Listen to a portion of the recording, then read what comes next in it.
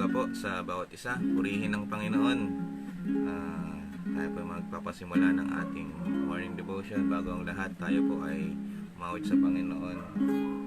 In your presence, there is peace. And in your presence, there is joy. Hallelujah. In your presence, there is peace. In your presence, there is joy.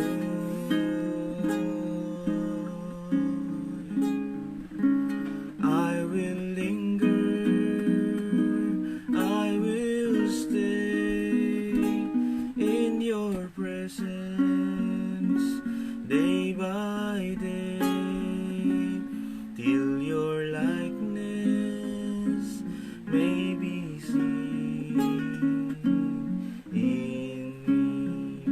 In your presence, hallelujah. In your presence,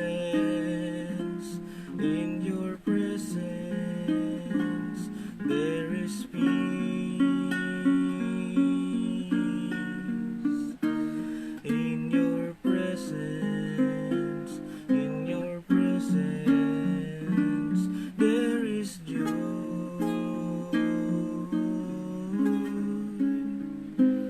I will linger, I will stay in your presence day by day, till your likeness may be seen in me.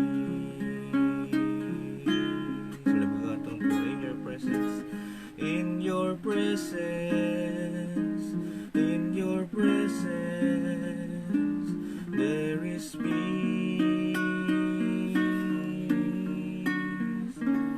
In your presence, there is joy. I will linger, I will stay in your presence day by day, till your likeness may be seen in me. I will linger, I will stay. I will linger, I will stay in your presence day by day, till your likeness may be seen in me. Hallelujah. Praise you, Jesus. Thank you. Hallelujah. Tulungan niyo kami na magnasa palagi na manatili sa inyong presensya. O Panginoon. Hallelujah. Dahil sa gitna ng kaguluhang ito, sa presensya niyo, Panginoon, makasumpong kami ng kapayapaan. Sa gitna ng kalungkutan at paghati, sa presensya niyo, Panginoon, makasumpong kami ng kaligayahan. Hallelujah. At sa pananatili namin sa inyong presensya, aming Ama, yun ang nagiging paraan para mahubog kami nang sa ganon ay makita kayo, Panginoon, sa buhay namin. Hallelujah. Purihin kayo, aming Ama, hiniling muli namin ang inyong pagsama. Holy Spirit, gawin niyo po ang mga ikinig, mga nakikinig. Ganon din po ako na inyong gagamitin na maghahatid lamang, Panginoon, ng inyong salita. Higit sa lahat, Panginoon, sa oras na ito, walang ibang dapat maitaas kundi kayo lamang. Purihin kayo, aming Ama. Salamat po sa lahat sa pangalan ni Jesus. Amen. Purihin ang Panginoon. Hallelujah. Salamat sa Panginoon dahil nagkaroon ako ng pagkakataon na makapag-live muli. No, dahil sa Bible School po ngayon ay walang pasok, kaya paano makapag-live na ako ngayon. Nakakamiss din naman makapag-live devotion. Kaya purihin ang Panginoon. Salamat sa Panginoon sa natapos na Foundation Day kahapon. Talagang kahit magkakahiwa-hiwalay tayo, no, na nag-celebrate ng 45th Foundation Day, lagi naman nating naramdaman yung pagkilos ng Panginoon sa kanya-kanyang church, kanya-kanyang tahanan. Kaya salamat sa katagumpayan ng Foundation Day. Talagang sa Diyos lamang ang lahat ng papuri.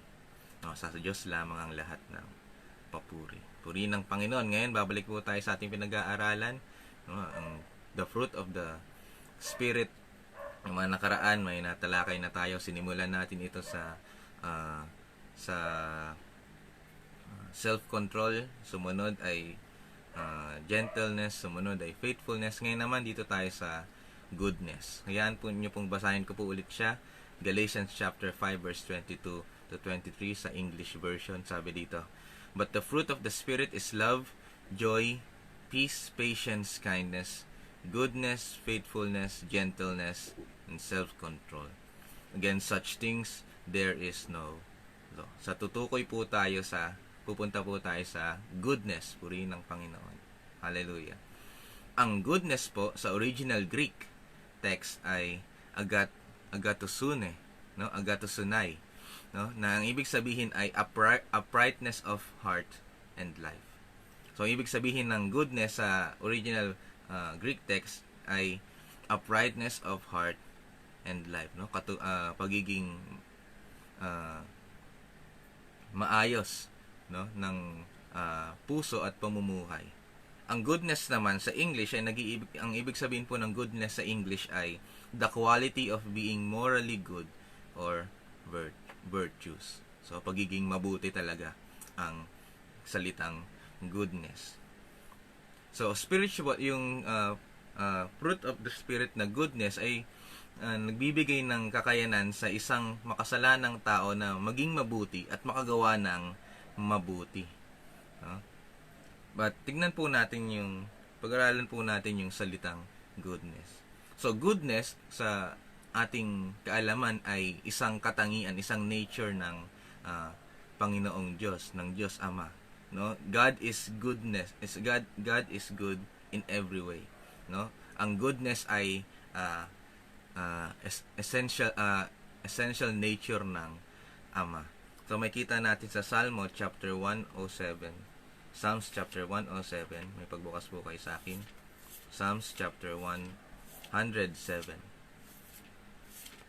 Sabi dito, verse 1.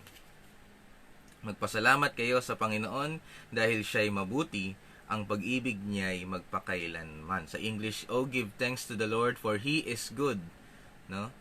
"And for His loving kindness is everlasting." Isa pa po sa Exodus chapter 34 verse 6. Exodus chapter 34 verse 6, sabi dito,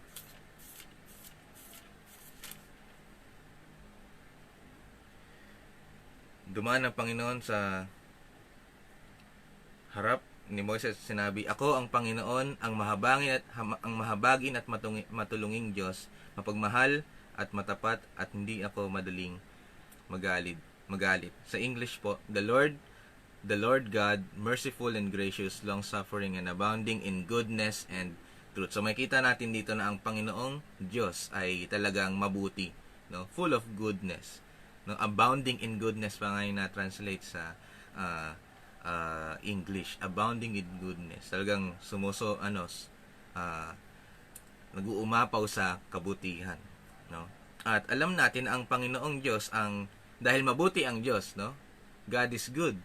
No, at goodness is the true is a nature of God.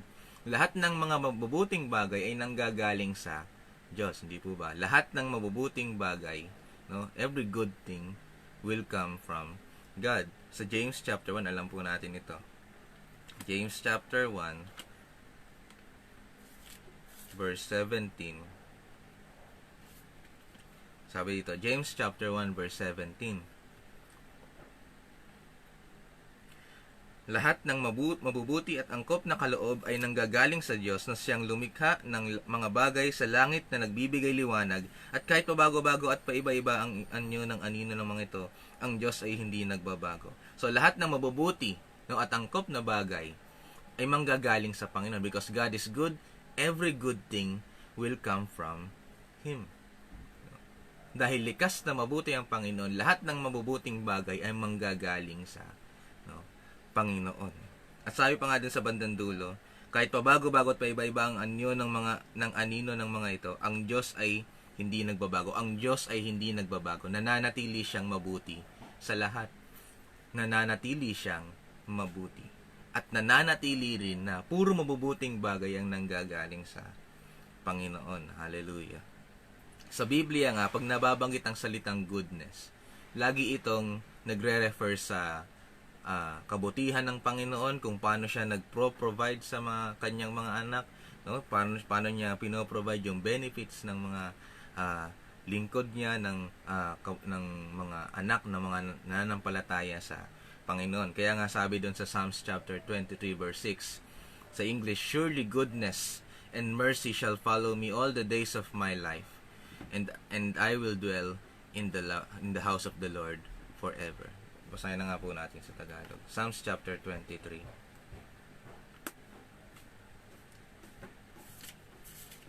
Sabi dito, "Tiyak na ang pag-ibig at kabutihan nyo ay mapapasa akin habang ako'y nabubuhay, at titira ako sa bahay nyo, Panginoon, magpakailanman." Kapag ang Panginoon ang ating naging pastol, no, lagi tayong sumusunod sa Panginoon, lagi tayong nagiging tapat na lingkod o tapat na sumusunod sa Panginoon. Ang sinasabi dito, pag ang Panginoon ang ating naging pastol, sabi doon, tiyak na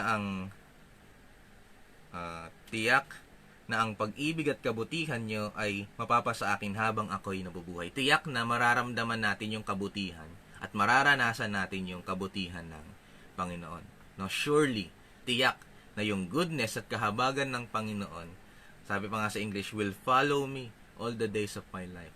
No, susundan ka ng kabutihan ng Panginoon. Hindi mo siya hahabulin. Susundan ka talaga ng kabutihan at kababagan ng Panginoon habang nabubuhay ka. Kung magiging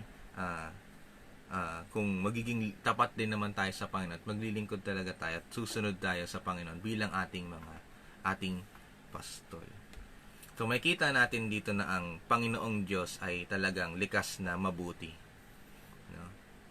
Ng kanyang nature ay goodness. At makita nga natin, na, nung pinag-aaralan ko to, yung goodness sa Old English, no? Di ba ang spelling ng goodness ay G-O-O, no? D-N-E-S-S. Sa Old English, no, yung pinaka-root ng salitang goodness, pinanggalingan niya ay ang spelling ay G-O-S, godness. At mamangha nga ako na ito pala yung pinaka-root na word nito, godness. No? Dahil marahil nung panahong ito, yung pag-uugali ng mabuti, yung kabutihan ay talagang siguro sa tingin nila ang kabutihan talaga ay nagmula sa Panginoon. At makita nga natin sa susunod na kung bakit ito yung dahilan, no, na kapag narinig siguro nila, pag nasabi nila ito God, meron tong pag-uugaling godness, no, may pag-uugali ito na parang Diyos, no? Marahil ganun ang naging dahilan kaya ito yung naging salita ng Old English, at nung pagkatagal-tagal na lang na palitan nito at naging goodness na. At marahil tanong ng iba, no, paano tayo magiging mabuti? In what way?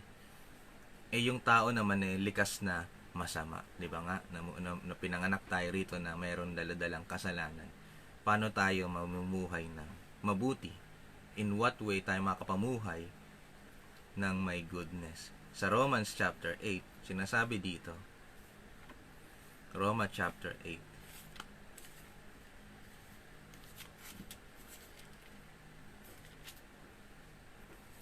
chapter 8 verse 7, sabi dito, "Kalaban ng Diyos ang sino mang sumusunod sa nais ng makasalanan niyang pagkatao, dahil ayaw niyang sumunod sa kautusan ng Diyos, at hindi talaga niya magagawang sumunod." Sa English, "Because the carnal mind is enmity against God, for it is not subject to the law of God, neither indeed can be." So yung likas na pagkatao natin ay makasalanan.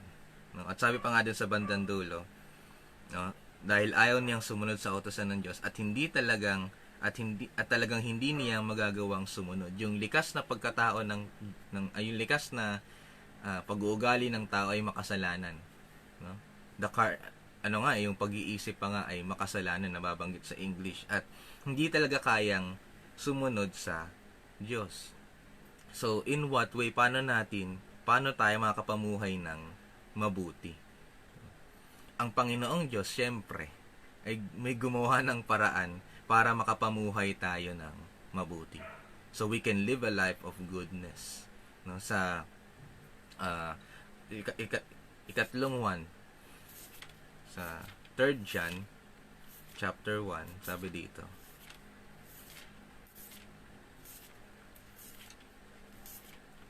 John chapter 1 verse 11.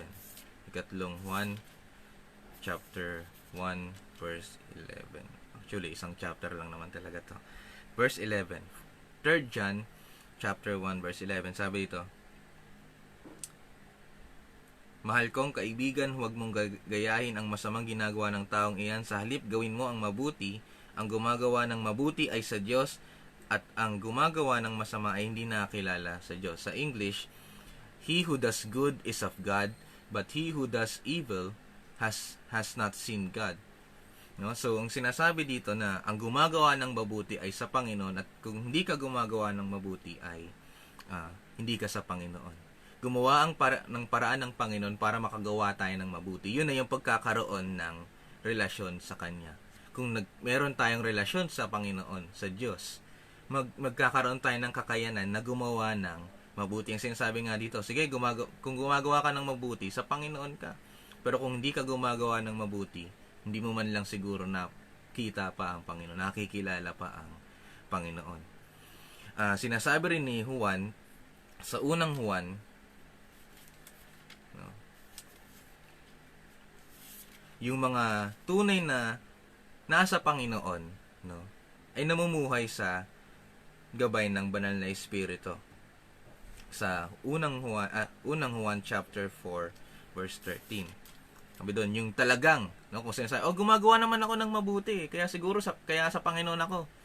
Pero unbeliever ka naman, no? O hindi ka nakakilala sa Panginoon, hindi ka ligtas. No, yung talagang nasa Panginoon, no, ay ganito.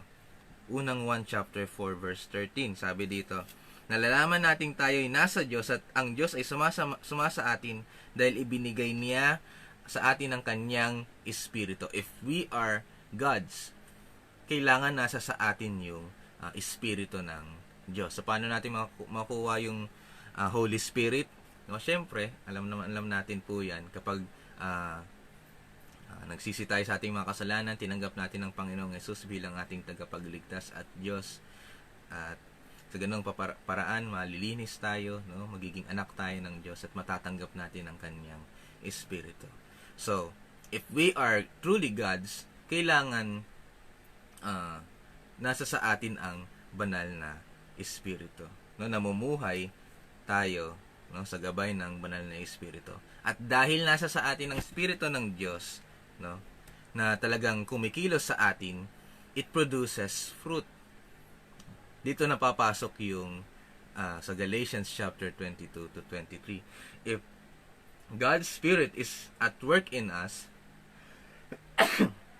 excuse me po, if God's Spirit is at work in us, talagang makita natin yung pag-produce nito ng mga bunga. No? At alam natin yan, at isa sa mga bungang iyon ay goodness. So, if we are God's, kung tayo ay nasa Panginoon, at nasa atin ang banal na Espiritu, it will automatically produce fruit. At ang isa sa mga fruit na iyon ay goodness. So, we are to do good. Kailangan natin gumawa ng mabuti. Nararapat na gumawa tayo ng kabutihan. Kumilos tayo ng mabuti. Sabi sa Efeso chapter 2 verse 10. Meron pa akong konting panahon. Efeso chapter 2 verse 10. Sabi dito,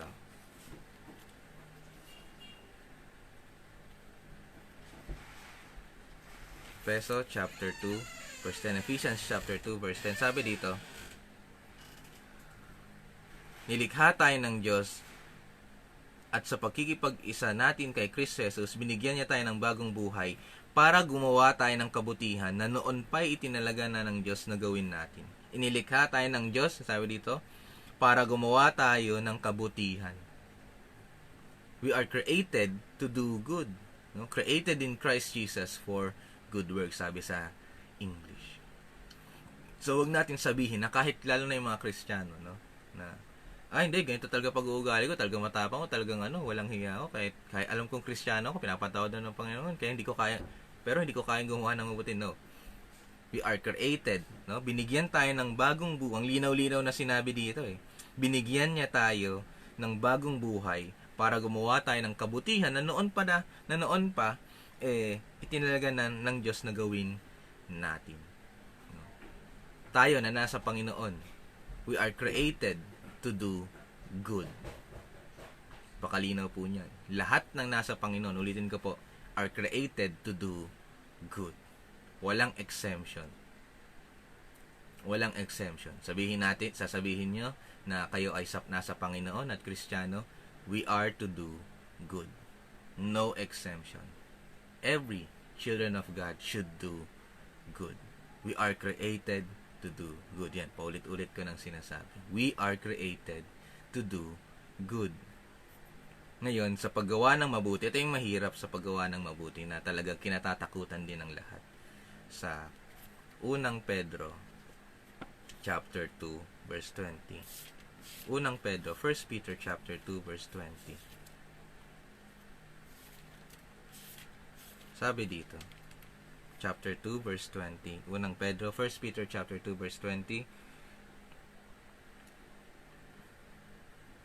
Pero kung paparusahan kayo dahil sa ginawa niyong masama, wala ring kabulahan kahit tiisin ninyo.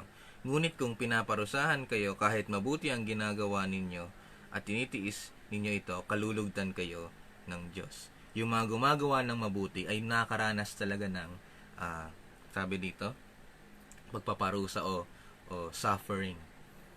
Sa isa pa nga, sa Mateo chapter 5 verse 10. Mateo chapter 5 verse 10.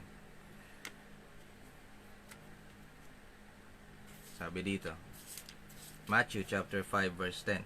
Mapalad ang dumaranas ng pag-uusig dahil sa pagsunod nila sa kalooban ng Diyos, dahil makasama sila sa kaharian ng Diyos. Yung mga gumagawa ng mabuti, simula dun sa unang Pedro chapter 2 verse 20. No, kapag gumawa ka ng mabuti at pinarusahan ka dahil sa paggawa ng mabuti o nag-suffer ka dahil sa paggawa ng mabuti, kalulugdan tayo ng Panginoon. Lalo na yun yung isa sa kinatatakutan ng mga Kristiyano ngayon. Lalo sa panahon ngayon, na yung evil is already a norm. Yung kasamaan ay normal na lang sa panahon ngayon. At kapag gumawa ka pa nga ng mabuti, kapag gumawa pa tayo ng mabuti, no? Ikakahiya pa tayo ng mundo. O minsan, madalas pa nga, nagparurusahan tayo, makaramdam tayo ng suffering. No? Pero yung lahat ng gumagawa ng mabuti, lahat ng nagsasuffer, alang-alang sa paggawa ng mabuti para sa Panginoon, no? Ay kalulugdan ng Diyos. Tandaan po natin yan. Ang paggawa ng mabuti, kahit may nararamdaman na suffering o paghihirap, ay kalulugdan ng Diyos. At sinabi pa nga ng Panginoon sa Lucas chapter 6.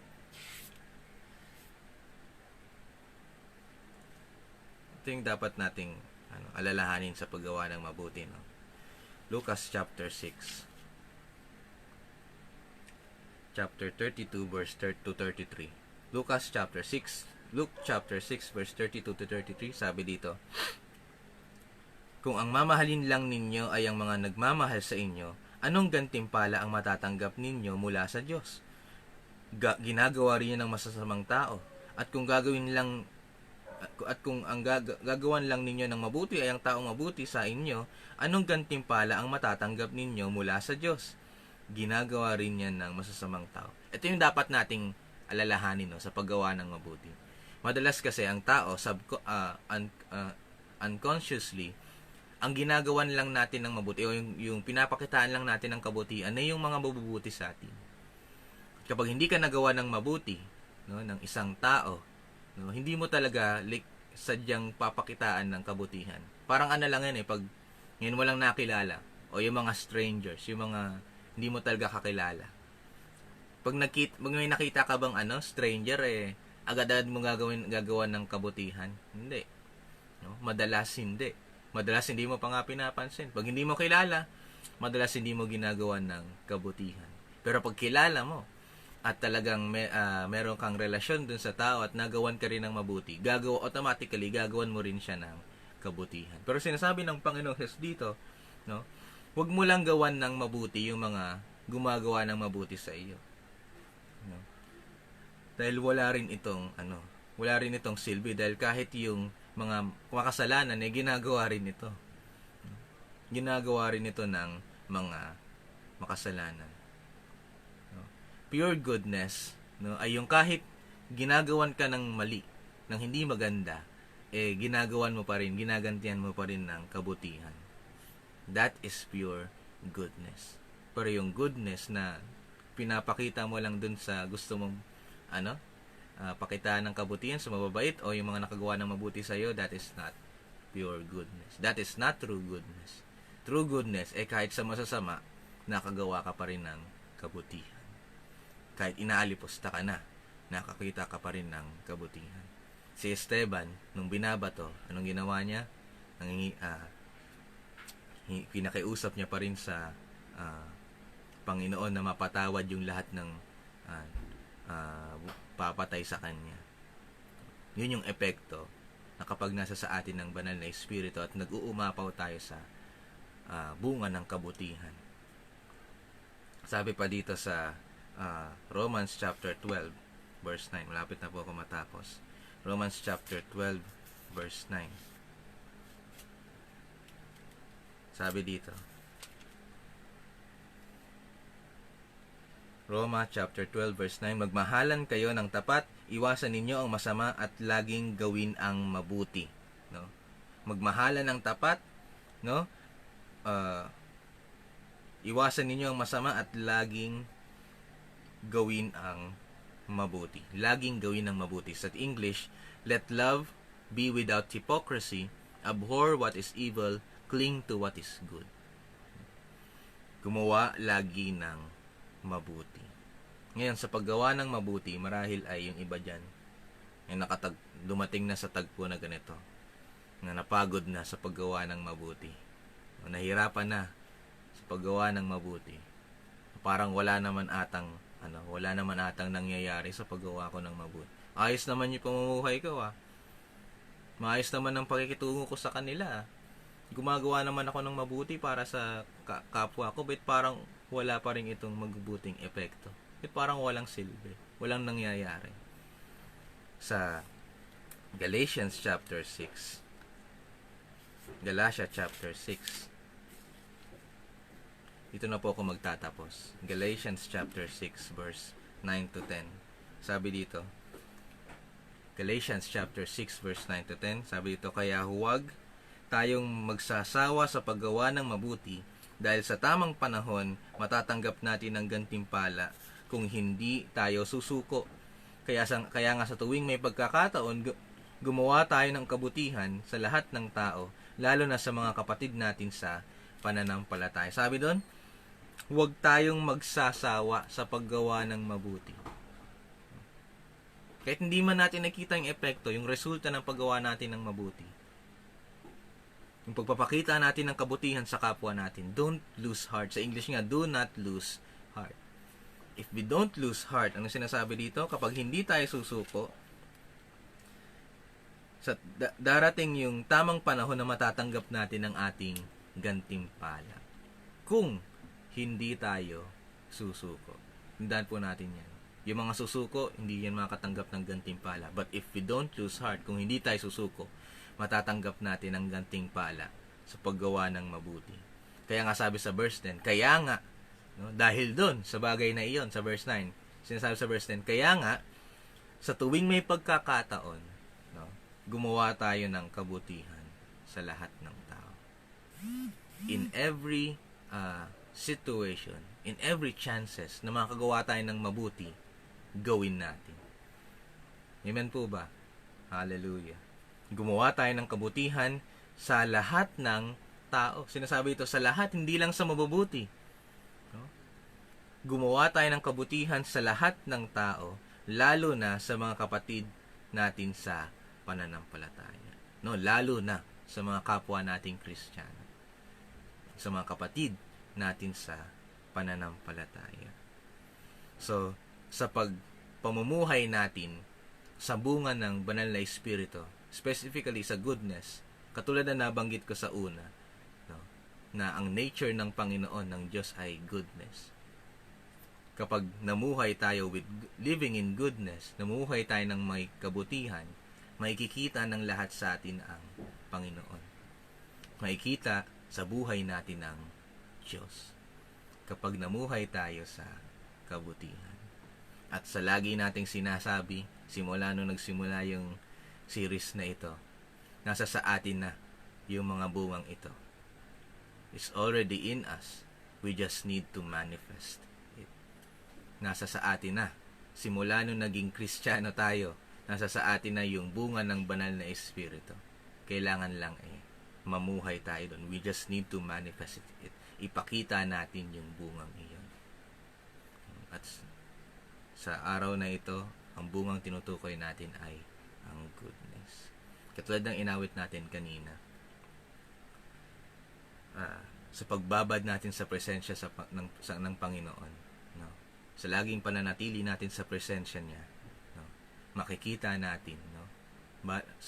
Makikita natin na yung wangis ng Panginoon sa atin. Makikita ng mundo yung wangis ng Panginoon sa atin. Kaya mga kapatid, na mamuhay tayo ng may kabutihan. No? Let us be filled with goodness. No? At ipakita natin yung goodness na iyon sa mundo. Nang sa ganon, no, sa ganong paraan, maramdaman ng mundo, makita ng mundo, no, ang Panginoon, ang Diyos. Na may Diyos talaga, na may tunay na Diyos. Na kayang magbago ng buhay. From bad to good. Awitin ko na lang po ito ng isang beses. Yung inawit natin kanina. Tapos tayo po'y manalangin. Hallelujah.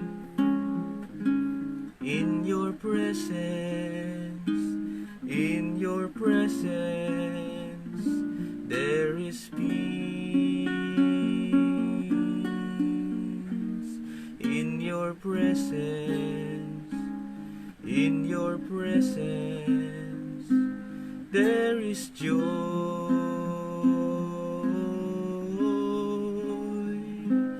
I will linger, I will stay in your presence day by day till your likeness may be seen in me. Hallelujah. Tulungan niyo kami, Panginoon, na makapamuhay sa mga bunga ng banal na Espiritu. Makita sa aming buhay ang mga bungang ito. Specifically, the fruit of goodness of God. Hallelujah. Tulungan niyo kami, Panginoon. Tawarin niyo kami kung may panahon na kahit sa kapwa naming Kristiyano ay hindi namin napapakita ang kabutihan ninyo. Hindi kami nakakagawa ng mabuti. Patawarin niyo kami, Panginoon, sa mga pagkakataon na iniwasan namin na gumawa ng mabuti kahit may chance. Na mapakita namin sa mundo na kayo ay mabuti.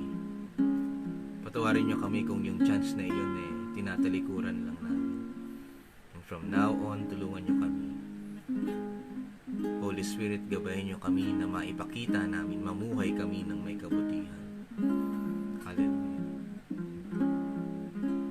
That we live this life showing your goodness. Hallelujah. Hallelujah. Purihin kayo, aming Ama.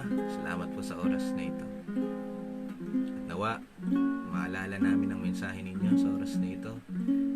Sa tuwing darating ang pagkakataon na makakagawa kami ng mabuti, ay hindi na namin ito talikuran, kundi gawan na namin, Panginoon, ng mabuti. Talagang kumilos na kami. Purihin kayo, aming Ama. Holy Spirit, thank you Salamat po sa inyo, Panginoong Jesus. Sa inyong lahat ng papuri, pagsamba sa pangalan ni Jesus. Amen. Purihin ang Panginoon. Praise you, Jesus. Hallelujah. Salamat sa Panginoon. Lagi niyo pong, mga kapatid, ina-encourage ko po kayo na lagi po nating i-share yung lahat ng devotion. Katulad ng nasabi ko noon, lagi nating i-share. Nung nakaraan, may natanggap akong patotoo at sa mga susunod, sa susunod na schedule ko, no, na loobin ng Panginoon makapagpatotoo sila. Isa sa mga bunga ng morning devotion na talagang nung kinekwento sa akin ng pastor ay talaga namamangha at nabibless ako. Kaya next week, no, loobin ng Panginoon, marinig natin ang patotoong yun. Isa sa mga bunga ng morning devotion, no, mga kapatid, lagi nating i-share ito. No? Lahat ng kung sino man na nagsasalita, araw-araw na devotion, share natin. No? Nang sa ganun makaabot tayo ng mga kaluluwa na hindi pa nakakilala sa Panginoon. At kahit yung mga nanghihina o yung mga nag-backslide, makaabot pa rin ang salita ng Panginoon sa kanila. God bless po sa bawat isa, no? Sa Diyos ang lahat ng papuri. To God be the glory. Binabati ko ang lahat na nakikinig sa iba't ibang sulok ng mundo. Ang pagpapala ng Panginoon ang sumainyo. To God be the glory. God bless po sa bawat isa. Purihin ang Panginoon.